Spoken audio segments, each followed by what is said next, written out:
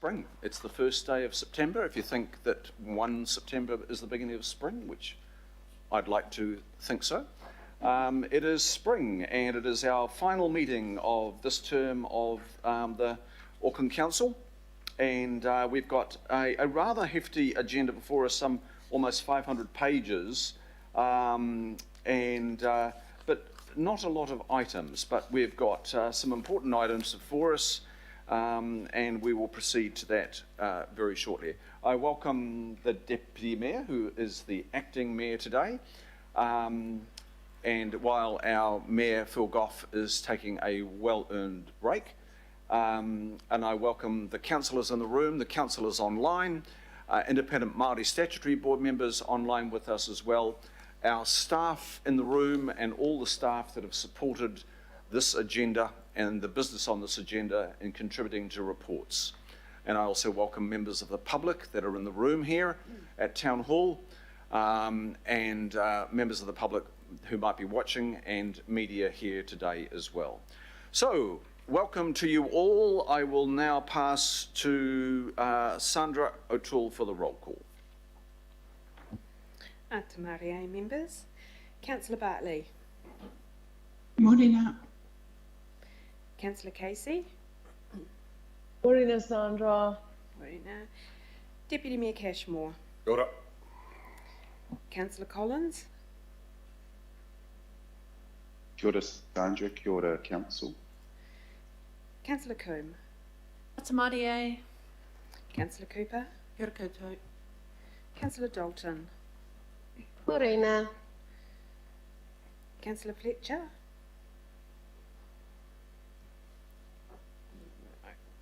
Councillor Henderson is not with us yet. Councillor Hills. Oh, I'm with us. Sorry, I'm at home today. I've got a sick child. Thank you. Councillor Hills. Kia ora koutou katoa. Councillor Morena, Sandra. Mulholland.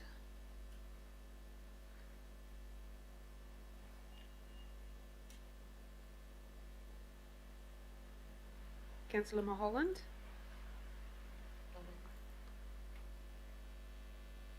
Councillor Mulholland is online. I think she might be having some microphone issues. No, I don't have difficulties. Good morning. But I did have, it's Councillor Fletcher here. You missed me on the way through because I was having difficulties. My apologies. Thank you. Councillor Newman. Good morning, Sandra. Good morning. Councillor Sayers. Present, thank you. Councillor Simpson. I'm here, thanks. Morning, everyone. Councillor Stewart. Good morning, top of the morning to you all. Councillor Walker. Councillor Watson. Present. IMSB member Wilson. Kia ora. Councillor Young. Kia ora, tātou zao. Thank you. Chair. Kia ora all, thank you, and welcome again. I'll now go to apologies, and I've received an apology for absence from our Mayor, Mayor Phil Goff, Councillor Al Filipaina, and Independent Māori Statutory Board Member, the Honourable Tau Henare. I've also received notice for early departure from Councillor Richard Hills on council business and Councillor Efeso Collins. Are there any other apologies that we need to note? Nothing in. The motion's on the screen, accepting the apologies for absence, lateness and early departure. Can I have a second, please? Councillor Cooper, thank you. All those in favour say aye. Aye. Aye. To the contrary, Aye. please say no. Aye. Thank you, Kathy. And that is carried. Thank you. We can now go to declarations of interest. I've received none in advance of the meeting. Are there any declarations to be made on any topic before us here today, members, that you'd like to make now? Under item 2, declarations of interest, there being none, we'll proceed to confirmation of the minutes of our last meeting, both the open and confidential sessions. That was on the 4th of August, so I will move accordingly. The motion before us, confirming those minutes. Do I have a second, please? Councillor Young. Councillor Young seconds. All those in favour, please say aye. Aye. Aye. Contrary, no. Aye. And declare that carried. That takes us to item 4, which is petitions. There have been no petitions received, so no business there. And it takes us on to public input. 2 requests received, and I've, in consultation with the staff, approved those requests.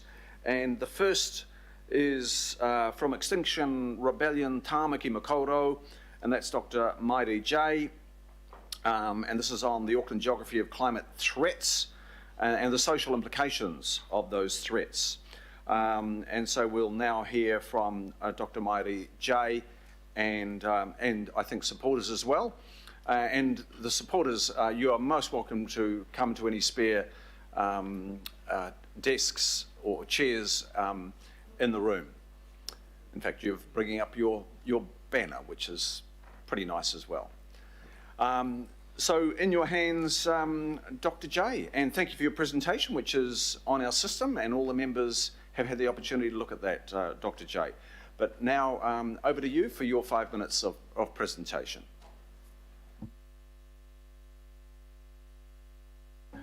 Dr. J, if you'd like to just press the button there, and then there'll be a red light and you're set to go, and we can all... Can you all hear me now?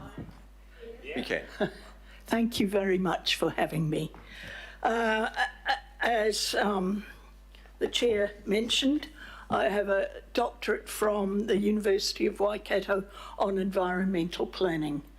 But I'm here on behalf of Extinction Rebellion, and the reason for Extinction Rebellion being here is our deep concern at the speed of the impact of climate change.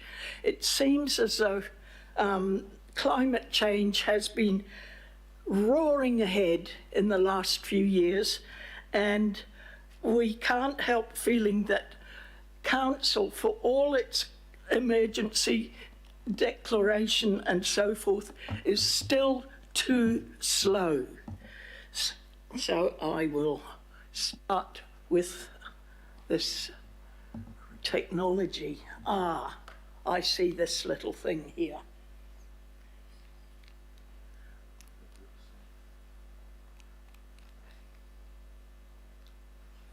Joy, we'll help you with that. If you just signal to us when you'd like to change the slides, and we can do that. There we go. I hate these things. Here we are. The climate emergency is now. And all those photos are from the last fortnight. I don't need to remind you of what's been happening in the north of the South Island and the north of the North Island. But don't feel that Auckland is safe. If I can, I wish I knew how to, there we are. Do you remember New Lynn, March 2017?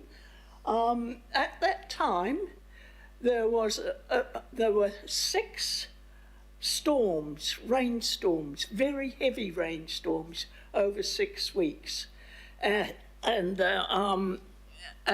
the end of that, this picture here is New Lynn, and that little red dot in the middle is the old part of New Lynn Township or community or whatever.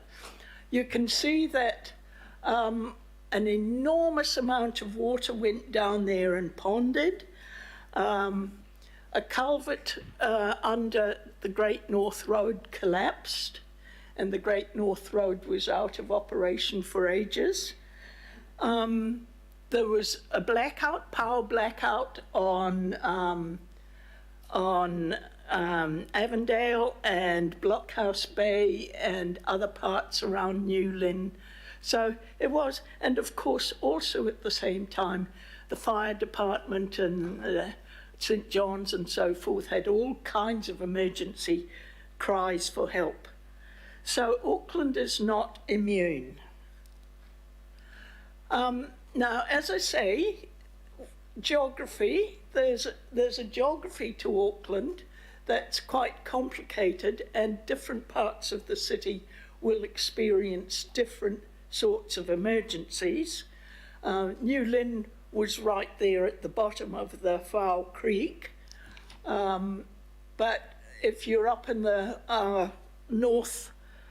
northeast there, you're on one of the cliffs, you could well find yourself collapsing into the coast right there. Down where you've got Papakura and Manukau, one of the things that's going to be really, really difficult there for people is the heat, because you get the moisture from the Manukau harbour and it's a bowl. You've got the Bombays at the back. So the air, if looking at the air catchments around Auckland, the air around Papakura and Manukau is just about as windless as you can get anywhere in Auckland. So those poor people will be suffering. Okay, which brings me on to the next thing here. For some, look at this very complicated thing. Is there a pointer on this? Let's see. Okay, well, look at the left bottom, 100. That's 100% humidity. And at the top is 27 degrees. And at 27 degrees and 100% humidity, it's hot enough to be cautious. There'll be old people like me who will be finding it very difficult, especially as I don't actually have an air conditioner. Okay, if you go up a couple of degrees, just up to 29 or 30, and come down to, let's say it's, we've had a week of rain and the humidity is still 90%. That's extreme caution or danger. There will be people who will not be able to cope with that level of heat. They'll be having heat stroke. So it's not unimaginable that this coming summer we will have people who are seriously impeded by heat. 10 to 25 extra hot days we can expect. Heat-related deaths, outdoor activities will be difficult. Schools, public buildings will need air conditioners, so we'll need to be putting more air conditioners throughout Auckland schools.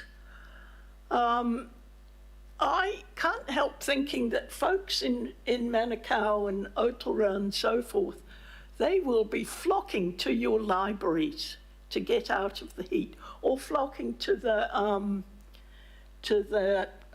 shopping centres, shopping malls. We need existing and urban centres will need retrofitting for cooling, and more need for public swimming and access to the coast. That's my view anyway. So, and as I say, the poorest areas, South Auckland, Papakura and so forth, they will suffer the most because of what I just said about moisture and wind. Okay, so moving on. Whoops. Yeah, right. What can council do? Well, actually, when I looked at what can council do, I saw council is doing a lot. I also saw that this planning committee is doing a lot. In particular, you do a lot of design work, and it's really interesting to see what has been coming out of the planning committee. Design guides, and I'm suggesting here, why not more of them for passive cooling?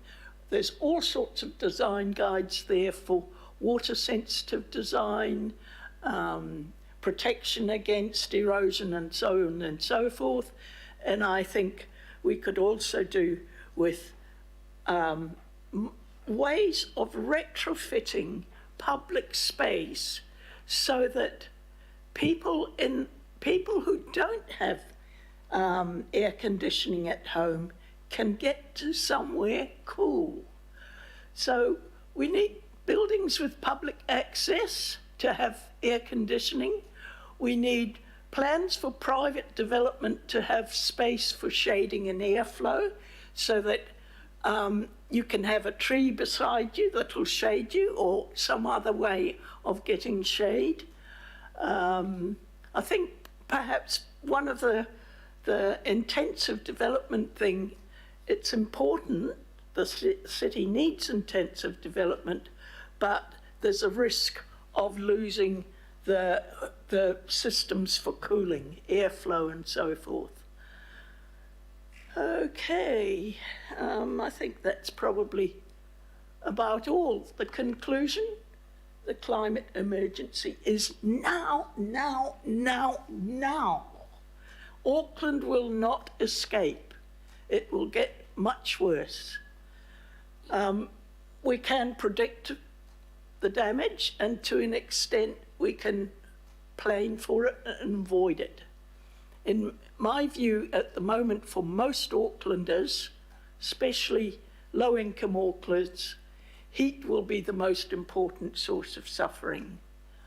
The poorer suburbs will suffer most, and council can help to reduce the suffering by design guides, advice, provision of shade, cooling structures, and so forth. So there is my 2 cents worth. I feel. Thank you, Dr. J. Terrific, and thanks for your coming in today and representing your plea from Extinction Rebellion, and nice to have your supporters with us as well. So we have some questions for you, Dr. J, if you don't mind, and I'll start with Councillor Kern, please.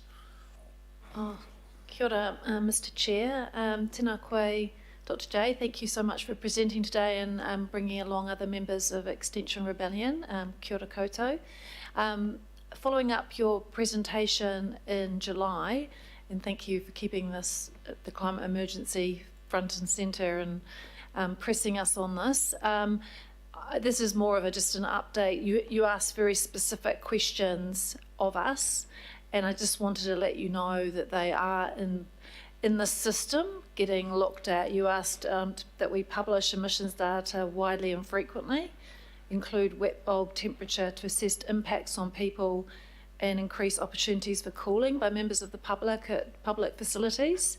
That was the 3 specific requests you made to the Environment and Climate Change Committee. So I just want to confirm that those are in the system and we are looking at getting a response, because they're very good questions. And I know Councillor Filipaina was also wanting to know specifically about the community facilities, because you know, as we've seen in Europe, that's been a real, people have really had to shelter in community facilities away from the heat with the big heat wave. So, Mr. Chair, that's more by way of an update to say that there is, that we are following up on that previous presentation, and just to say thank you, and I will be in touch when we get that information, because it might be of interest to all the committee members. Thank you for that update. I'll now go to Councillor Stewart, please. Thank you. That's a really good presentation, something that's very close to my heart at the moment. So you're probably aware that we've had some neighbourhood parks that the council have been selling, and it looks like a lot of the councillors are not going to sell some of them now, but unfortunately, I'm not sure if you're aware, but we did have a reserve, a neighbourhood park in my community that only 8 councillors around the table supported saving, and the others supported selling it. And it was Councillor Stewart, it was actually this is very much a political question. Can you address a question to Dr. J? It's got here. You can have questions or comments. That's what Sandra's put here. You can have, if you want, questions and comments. So that's what I'm reading. It's a question. So that's what I'm doing. So Councillor Coombe gave an update as Deputy Chair of the Environment and Climate Change Committee, and if you could pose a question to Dr. J, who's here representing Well, Extinction well, my Rebellion, and she's question just is- given a presentation. Okay. Right. Well, my question is, are you disappointed to know that a majority of the council around the table who say that they're very much for I'm just going to climate change disallow the question. actually supported Councillor Stewart, spelling I'm just going to disallow the 40-foot question. lane? And I'm going to go And it to was the Councillor Cooper, most please. submissions ever received.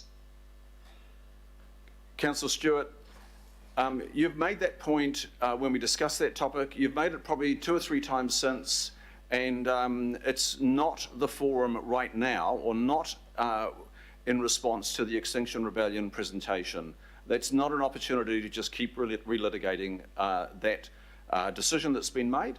I will now hand to Councillor Cooper. Thank you. Thank you, Dr. J. I'm over here. Round here. I'm sorry, to your right. Hello. Hello, thank you. I'm just wondering, did Extinction Rebellion make a submission to the Housing Enabling Bill in regard to your comments around density, which we do need more houses, absolutely, but the way the bill kind of doesn't have design guidelines possibly to incorporate, you know, the cooling and things like that that you talk about? I just wondered if you were involved in that, because that's going to set the trend a lot for especially West and South in terms of density. But I just wondered, yeah, it would have been really good input, I think. Good point. Yes, I think you're right. It's something that I think needs to be brought into the unitary plan, and your building design people need to be very much aware of it. I hope that the new council in the new year, when you're discussing your 3-year annual plan, I do hope you'll bring Extinction Rebellion on board, because we have a wealth of information and a wealth of expertise, and we'd be only too happy to give you our time. Thank you, Councillor Cooper. And I'll now hand to Councillor Fletcher, please, with a question. Thank you, Mr. Chairman, and thank you, Dr. J. I was born and brought up in Papakura, and the majority of my family still live in Papakura, so I welcome the highlighting of those areas. The question for me is, we're doing much in terms of the provision of public transport and cycleways, but I think one of the biggest challenges is going to be, as a Papakura girl, that managed retreat. When I think of the Manukau Harbour, when I think of the subdivisions that have been allowed and the consequences of that looking into the future, do you have advice for us today on managing as a council better the managed? We don't want to alarm people unduly, but nor can we ignore it, and it's something that needs to be started very early. Oh, Councillor Fletcher, I think that's brilliant. You're absolutely right. It's an important ethical issue as well as a practical issue. And I don't think Extinction Rebellion would have any particular, we couldn't really say any more, except we think it needs to be done urgently. Attention paid to the whole question of compensation and how do we move people and so forth. All needs to be done within the next 3-5 years. Certainly within the lifetime of the 30-year Auckland plan. I can't say any more than that. It's your problem. Thanks, Dr. J. Thank you for that. It is certainly a confronting challenge. If it's okay with Dr. J, but you have to come up to the microphone because we've got a number of members online and you will have to come up. If you could just introduce yourself, please. I'm Carol Cowan, part of Extinction Rebellion. The thing that I see is missing is looking at decreasing the emissions so that we limit the damage that's going to come. And I don't see that in the council plans or the measurements. And I think Councillor Fletcher has brought up an excellent point of how do we manage the public at the same time. And the third demand of Extinction Rebellion is citizens' assemblies, which such as Watercare has used very effectively to bring the public on board with knowledge and realistic looking at what we're facing. At the moment, the population is head in the sand. Okay, thank you. Thank you. I'll take a question now from Councillor Young, please. Thank you, Chair. Thank you, Dr. J. Your presentation with your group is perfect. And as you just mentioned about we are going to use more air conditioning at home or shopping center, but the more air conditioning we're going to have, it will actually more heat and hot for our environment. So what's your view on this or recommendation on this issue? Thank you. Thank you. Thank you, Councillor Young. Really, by having air conditioning, we're just delaying the problem.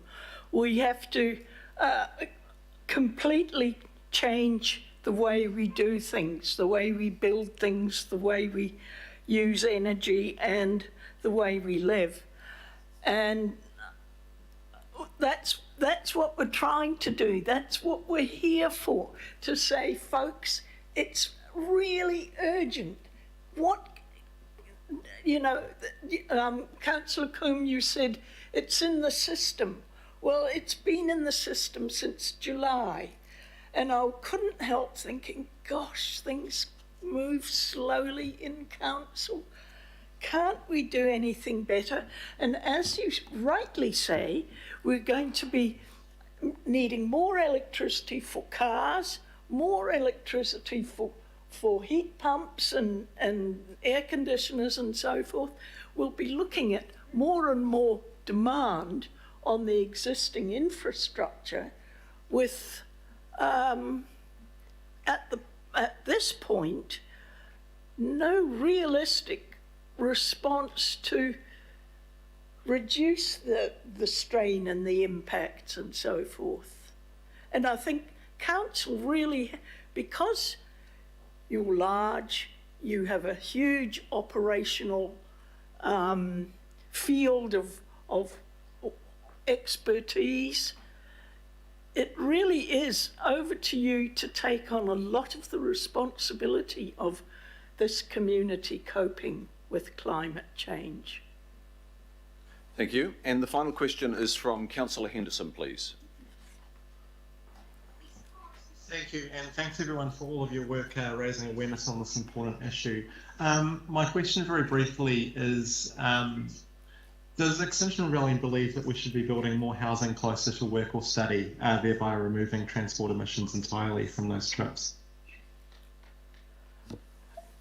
As I said, I was an environmental planner for 10 years at the University of Waikato, and it is the received wisdom of planners to make cities more compact. So I really do think we have to move away from private cars. We maybe keep on with cars, but not one person per car. And council has in fact been doing that. And all I can say is speed up your action, speed up your processes. Thank you, Dr. J. Thanks, Councillor Henderson. Now, I will allow Councillor Hills, as the Chair of the Environment and Climate Change Committee, to close the questions. Councillor Hills, in your hands. Kia ora, Chair, and thank you so much for the presentation. Again, we really appreciate it. And as Councillor Coombe says, we are following that up. The measuring and reporting emissions is not something we have access to nationally in a quick way, but we are working on that with the government.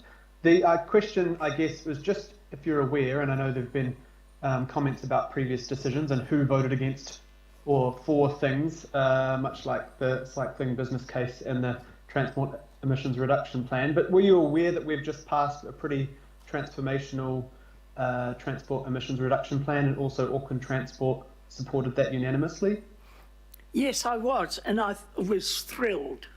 I'm actually not quite sure of where you are in the whole pipeline. Is that transport plan now in concrete, or is it subject to opposition and submissions and so forth? I'm not sure. No, we had 17 votes to 3 on the committee, and the Auckland Transport Board approved that unanimously. So that is in place and must be adhered to by us and Auckland Transport, and working with, we've heard that Waka Kotahi have met and talked with AT on this as well, and yeah, so it's in train and it's locked in. So I want to thank you for your advocacy on that as well. Thank you. Thank you, Councillor Hills, and thank you, Dr. J, and thank you to all the other people here today. We'll close it there, and we appreciate. I'm sorry, we're going to have to conclude it there. We're well over time. We normally allow 5 minutes for these public input submissions, but we've got your presentation. We'll make sure that presentation goes to all the parts of the council that are thinking this issue. It's going to be an enormous task, and it has to be faced, the challenge of addressing climate for the next council. There's no time to lose, and there's no shying away from it. So, Councillor Hills and Councillor Coombe, would you like to move and second a vote of appreciation? Councillor Hills and Councillor Coombe. So I'll put that motion. All those in favour say aye. Aye. To the contrary, no, and declare that carried.